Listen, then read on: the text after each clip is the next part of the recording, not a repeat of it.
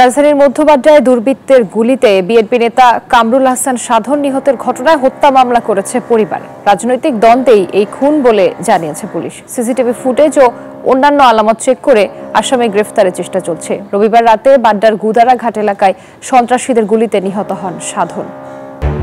CCTV ফুটেজে দেখা যায় রাজধানীর বাড্ডার গোদারা ঘাটের ৪ নম্বর গলিতে বসে গল্প করছেন গুলশান থানা বিএনপির যুগ্ম আহ্বায়ক ব্যবসায়ী কামরুল আহসান সাধন।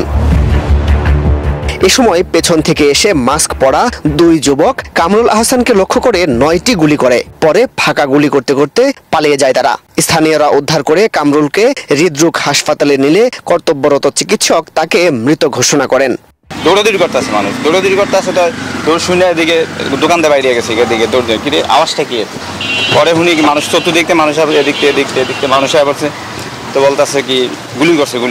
বেচা কেনা শেষ ৮টার মধ্যে। আমরা ওই আলু ঠালু কাটি, পরে দেখলাম রাশ ওই জায়গায় শয়নি। ইন্টারনেট ব্যবসায়ী কামরুলের কখনো কারোর সাথে শত্রুতা ছিল না, জানান তার স্ত্রী। তবে ঘটনার আগে কোনো একজন মোবাইলে কল করে তাকে ডেকে নেয় বলেও জানান তিনি।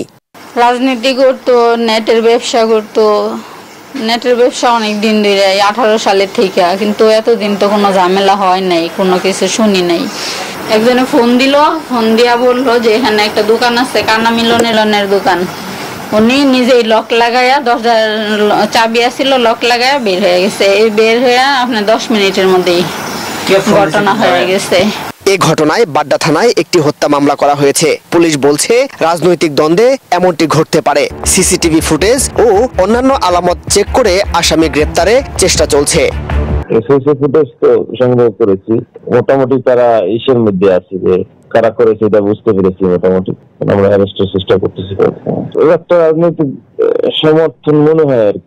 রাতেই হাসপাতালে যান ঢাকা মহানগর উত্তর বিএনপি আহ্বায়ক আমিনুল হক। দ্রুত সন্ত্রাসীদের গ্রেফতারে দাবি জানান তিনি। মাসুদ সুমন, নিউজ 24, ঢাকা।